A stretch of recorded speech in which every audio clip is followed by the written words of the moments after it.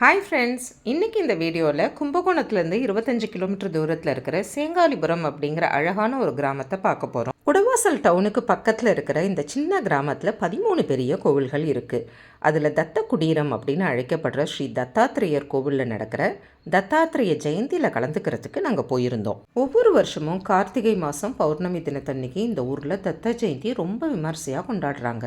தெய்வீக தம்பதிகள் அத்ரி மகரிஷி அனுசுயா தேவி இருவரும் பிள்ளை வரம் வேண்டி மும்மூர்த்திகளை நோக்கி தவம் செய்த போது மும்மூர்த்திகளும் இணைந்து மனமகிழ்ந்து தத்தாத்திரேயராக அனுசுயா தேவியின் வயிற்றில் வந்து பிறந்ததாக புராணங்கள் சொல்கின்றன. இந்த சேங்காலிபுரத்தில் உள்ள தத்த குடீரத்தில் அவர் பால தத்தாத்திரேயராக அருள் பாலிப்பதால் இங்கு குழந்தை வரம் வேண்டி மக்கள் பிரார்த்தனை செய்து பலன் பெறுகின்றனர். இதோ தத்தாத்திரேயர் கோவிலுக்கு வந்துட்டோம். பந்தல்லாம் போட்டு மேலதாளத்தோட திருவிழா விமர்சையாக நடந்துட்டுருக்கு. ஏராளமான பக்தர்கள் வந்திருக்காங்க. இன்னைக்கு இந்த கோவிலில் ஒரு விசேஷமான வைபவம் ஒன்று நடக்கும். வாங்க போய் பார்ப்போம்.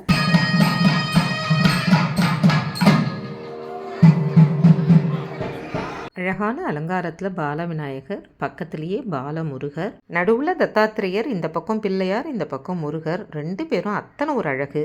ஏராளமான பக்தர்கள் வந்துட்டே இருந்தாங்க. மேலே பூஜை நடந்துகிட்டே இருந்தது.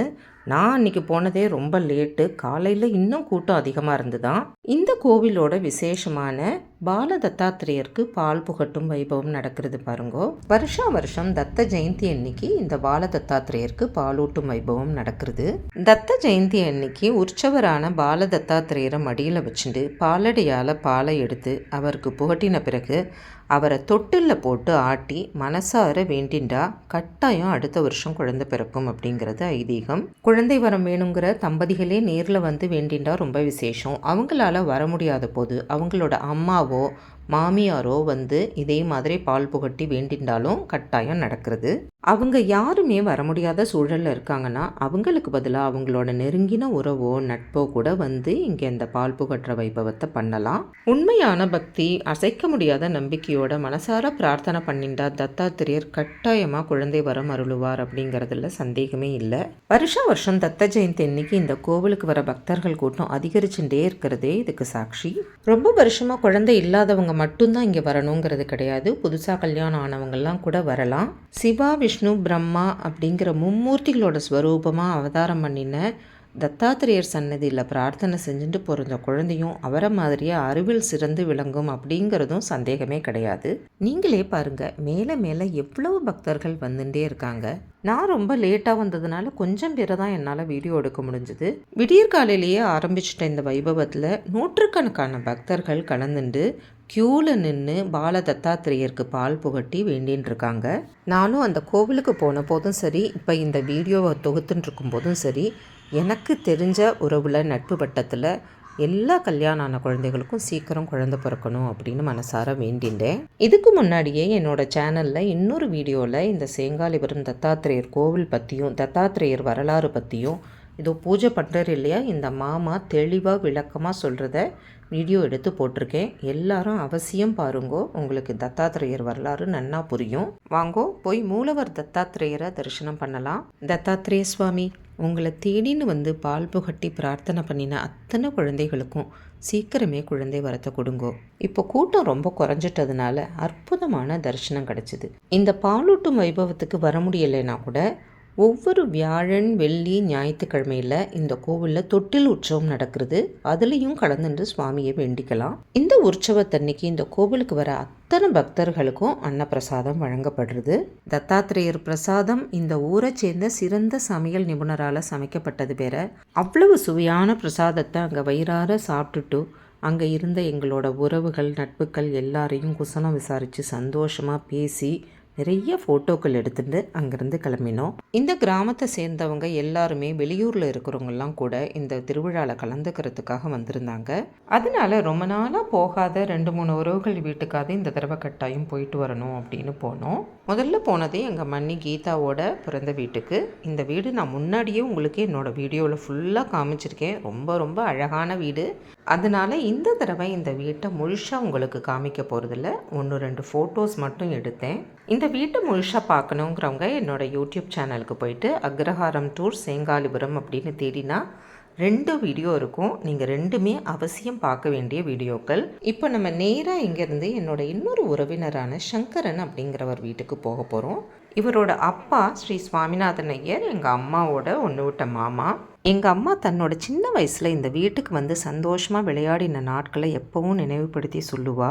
அதனால எனக்குமே இந்த வீட்டுக்கு வந்து பார்க்கணுன்னு ரொம்ப நாளாக ஆசை. முன்னாடி ஒரு தடவை வந்திருக்கேன், ஆனால் ரொம்ப வருஷம் கழிச்சு இப்போ தான் வரேன். இந்த திண்ணையெல்லாம் பாருங்க எத்தனை அழகாக இருக்குன்னு. இவங்க தொடர்ந்து இங்கேயே இருக்கிறதுனால வீட்டை ரொம்ப நீட்டாக மெயின்டைன் பண்ணிட்டு வராங்க. இந்த அழகான கதவை திறந்து உள்ளே போனால் எவ்வளோ பெரிய மித்தம். எனக்கு ரொம்ப ரொம்ப பிடிச்ச சேப்பு சிமெண்ட்டு தர.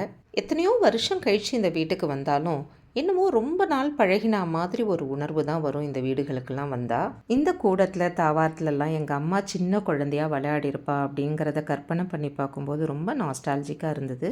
சங்கரன் மாமாவோட பிரதர் நாராயணன் அவர்களும் சென்னையிலேருந்து இந்த தத்த ஜெயந்திக்காக வந்திருந்ததால் வெங்கட்டுக்கு பேசுகிறதுக்கு நல்ல கம்பெனி கிடச்சிடுது. அவங்கெல்லாம் பேசின்னு இருக்கிறதுக்குள்ளே நம்ம வீட்டை ஒரு ரவுண்ட் அடிச்சுட்டு வரலாம். இப்போ நம்ம போகிறது இந்த வீட்டை ஒட்டினாப்லேயே இருக்கிற இன்னொரு வீடு. அந்த காலத்தில் கிராமங்களில் எல்லார்கிட்டக்கையும் நிறைய நிலம் இருந்தது, விவசாயம் பண்ணிட்டு இருந்தாங்க. அதனால பெரும்பாலான வீடுகளில் தன்னோட வீட்டுக்கு பக்கத்துலேயே இது மாதிரி ஒரு ஓப்பன் கிரவுண்டு வச்சு ஒரு சின்னதாக ஒரு பில்டிங் வச்சுப்பாங்க. இதுக்கு களம்னு பேர். இங்கே நெல் மூட்டை எடுக்கிறது, உரம் மூட்டை எடுக்கிறது அதுக்கெல்லாம் உபயோகப்படுத்திப்பாங்க. வயல்லேருந்து வர தானியங்கள் இந்த ஓப்பன் கிரவுண்டில் காய வச்சுப்பாங்க. வாங்க உள்ளே போகலாம். காஃபி குடிக்க கூப்பிடுறாங்க. இவங்களோட அரட்டை கச்சேரி இன்னும் சுவாரஸ்யமாக நடந்துட்டுருக்கு. சங்கரன் மாமாவோட டாட்டர் சௌமியாவும் எனக்கு நல்ல ஃப்ரெண்டு தான். அவளும் இந்த திருவிழாக்காக இப்போ ஊருக்கு வந்திருக்கிறது எனக்கு ரொம்ப சந்தோஷமாக இருந்தது. எங்கள் நாத்தனார் சரசாவும் என்னோட வந்திருந்தாங்க. அவங்களும் நாராயணன் அங்கிளோட ஒய்ஃப் பத்மாவும் நல்ல பழக்கம். அதனால அவங்கெல்லாம் ரொம்ப நாள் கதையை பேச ஆரம்பிச்சிட்டாங்க. நான் வழக்கம் போல் என்னோட வீடியோ எடுக்கிற வேலையை ஆரம்பிச்சிட்டேன். கிச்சனை பாருங்கோ எவ்வளவு பெருசாக இருக்குது. நடுப்புற தொட்டு மீத்தம் இருக்கும். அது இப்போ லெவலை ஒசத்திட்டாங்க. இந்த பக்கம் ஒரு சமையல் மேடை, அந்த பக்கம் ஒரு சமையல் மேடை. அந்த காலத்துலலாம் மண் அடுப்பில் விறகு யூஸ் பண்ணி கீழே குனிஞ்சு தான் சமைக்கணும். இப்போல்லாம் எல்லா வீடுகள்லேயும் அழகாக மேடை கட்டி கிச்சன்லாம் ரொம்ப வசதியாக இருக்குது. இதோ இப்போ நம்ம பார்க்குறது பரனோட கதவு. இது கிச்சனுக்குள்ளே இருக்கும். பரன் இந்த மாதிரி கூடத்தில் சீலிங்க்கு மேலே இருக்கும். பரனில் முக்கால்வாசி பித்தளை சாமான்கள், மர சாமான்கள்லாம் இருக்கும். இப்போல்லாம் யார் வீட்லேயும் எதுவும் கிடையாது, எல்லாம் விற்றுட்டாங்க. இவங்க வீட்டில் நம்ம முக்கியமாக பார்க்க வேண்டியது இந்த பழங்காலத்து தஞ்சாவூர் படங்கள் தான். ஒவ்வொரு படமும் பிரம்மாண்டம். ஒவ்வொன்றுத்துக்கும் கதவு, அந்த கதவுக்கு உள்பக்கம் வெளிப்பக்கம் 2 பக்கமும் அழகான ஓவியங்கள். நீங்களே பாருங்கள். வெண்ணத்தாழி கிருஷ்ணர், கதவுல அவரோட பக்தர்கள். இது கஜலக்ஷ்மி, 2 கதவுலையும் வாத்தியம் வச்சுட்டு 2 பெண்கள். இந்த ராமர் பட்டாபிஷேகம் ரொம்பவே அழகு. இந்த ராமர் சீத்தையோட முகத்தை பாருங்கோ, அத்தனை ஒரு தேஜஸ். அத்தனை ரிஷிகளும் தேவர்களும் இந்த படத்தில் இருக்கா. ராமர் பட்டாபிஷேகத்துக்கு தேவையான கலசம் அங்கே வச்சிருக்கு. கீழே ஆஞ்சநேயரை பாருங்கோ, ராமரோட பாதத்தை எத்தனை அழகாக தன் கையால் தாங்கி பிடிச்சிட்டு. அவரோட பாதம் தரையில் படக்கூடாதான், தன் கையால் தான் தாங்கிக்கணுமா. அப்பேற்பட்ட ராம பக்தியை இந்த ஓவியர் எத்தனை அழகாக காமிச்சிருக்கார் பாருங்கோ. இந்த படங்கள் எல்லாம் பார்க்கணுன்னா பக்கத்தில் இருந்து ஒன்றுத்தையும் அணுவாக ரசித்து பார்க்கணும். மூடி இருக்கிற கதவுலெல்லாமும் ஓவியங்கள் பாருங்கோ. இந்த படங்கள் எல்லாமே கிட்டத்தட்ட 100 வருஷங்களுக்கு மேற்பட்ட படங்கள் அப்படின்னு சொல்லும்போது ரொம்ப பிரமிப்பாக இருந்தது. ஓகே, விட்ட இடத்துலேருந்து வீட்டை திருப்பி சுற்றி பார்க்க ஆரம்பிக்கலாமா? இந்த இடத்துலலாம் ஃப்ளோரிங் போட்டு பெயிண்ட் அடித்து கொஞ்சம் மாடிஃபை பண்ணியிருக்காங்க. இந்த வாட்டர் டேங்க் பாருங்கள், மேலே ரூஃபெல்லாம் போட்டு அழகாக கட்டின்னு இருக்காங்க. இந்த சுழல் மாடிப்படியில் ஏறுறது எனக்கு ரொம்ப பிடிக்கும். அந்த காலத்துலேயே கொத்தனார்லாம் ஏதோ திங்க் பண்ணி இந்த சின்ன இடத்துல எத்தனை அழகாக மாடிப்படி கட்டியிருக்காங்க பாருங்கள். மேலே ஏறி போன உடனே அந்த வெராண்டாவில் இருந்த அந்த ஜன்னலுக்கு மேலே இருந்த பெயிண்டிங்ஸ்லாம் அத்தனை அழகாக இருந்தது.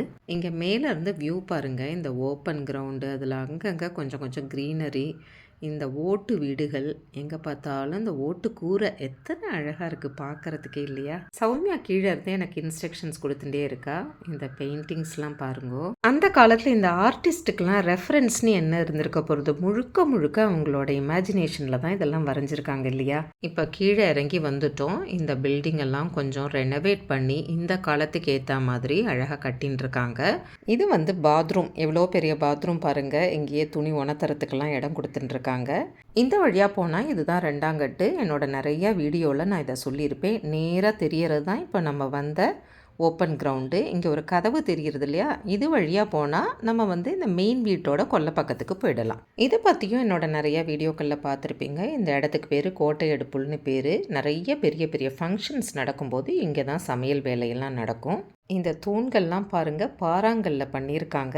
இப்போ நம்ம இந்த வழியாகவே கிச்சனுக்குள்ளே போயிடலாம். பத்மா மாமி தான் என்னை பொறுமையாக எல்லா இடத்துக்கும் அழைச்சிட்டு போனால் திருப்பி கிச்சனுக்குள்ளே வந்துட்டோம். இந்த கிச்சனுக்குள்ளேயும் பாருங்க, சின்னதாக அழகாக ஒரு ஊஞ்சல். சமையல் பண்ணிட்டு இருக்கும்போது அப்பப்போ நடுவில் இங்கே உட்காந்துட்டு ரிலாக்ஸ் பண்ணிக்கலாம். இந்த மாதிரி ஃப்ரெண்ட்ஸ் வந்தாங்கன்னா அவங்களோட எந்த டிஸ்டர்பன்ஸும் இல்லாமல் அரட்டை அடிக்கலாம். இந்த மாதிரி ஊஞ்சலில் உட்காந்துட்டு என்ஜாய் பண்ணலாம். எவ்வளோ ஜாலியாக இருக்கும்ல. வீடியோவில் உங்களுக்கு கொஞ்சம் தான் காமிச்சாலும் நாங்களாம் நிறைய நேரம் உட்காந்துட்டு நிறைய கதைகள் பேசி சந்தோஷமாக இருந்தோம். ரொம்ப நேரம் ஆன உடனே ஊருக்கு கிளம்பணும் அப்படிங்கிறதுக்காக அவங்க கிட்டக்கெல்லாம் சொல்லிட்டு அங்கேருந்து கிளம்பினோம். ரொம்ப நாளைக்கு அப்புறம் இவங்களெல்லாம் சந்தித்தது வெங்கட்டுக்கும் ரொம்ப சந்தோஷமாக இருந்தது. இந்த படத்தில் நீங்கள் பார்க்குறது தான் எங்கள் அம்மாவோட சின்ன பாட்டி. இது சௌமியா பாட்டியோட கைவேலை. எல்லார்கிட்டக்கையும் போயிட்டு வரோன்னு சொல்லிட்டு ரொம்ப சந்தோஷமான நினைவுகளோடு அங்கேருந்து கிளம்பினோம். இது குடவாசல் பஸ் ஸ்டாண்ட். குடவாசல் வந்து ஒரு சின்ன டவுன். ஓரளவுக்கு எல்லா வசதிகளும் இந்த ஊரில் இருக்கும், எல்லா சாமான்களும் கிடைக்கும். இது செங்காலிபுரத்துலேருந்து கும்பகோணத்துக்கு போகிற 3ஆம் நம்பர் பஸ். 40 வருஷங்களுக்கு மேலே இதே ரூட்டில் ஓடின்னு இருக்கு. நாச்சியார் கோவில் வழியாக தான் கும்பகோணத்துக்கு போகணும். இதோ நாச்சியார் கோவில் தாண்டிட்டோம். இதே மாதிரி ஒரு அழகான வீடியோவில் கூடிய சீக்கிரம் திருவேழிமிழலையில் உங்களை சந்திக்கும் வரை உங்களிடமிருந்து விடைபெற்றுக் கொள்வது உமா வெங்கட். பாய்.